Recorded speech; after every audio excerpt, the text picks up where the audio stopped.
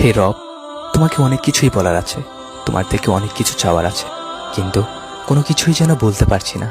ও আমার রব, তুমি তো জানো আমার কি দরকার সবচেয়ে বেশি। তুমি তো জানো নির্ঘুম রাতের নিঃশব্দ কান্নাগুলোর আর্তনাদ, মন খারাপের কারণগুলোও তো তোমার অজানা নয়। তোমার এই অসহায় বান্দা তোমার থেকে প্রতিদানের আশায় ব্যাকুল হয়ে আছে রব। তুমি ছাড়া আমার কষ্টগুলো বোঝার যে কেউ নেই।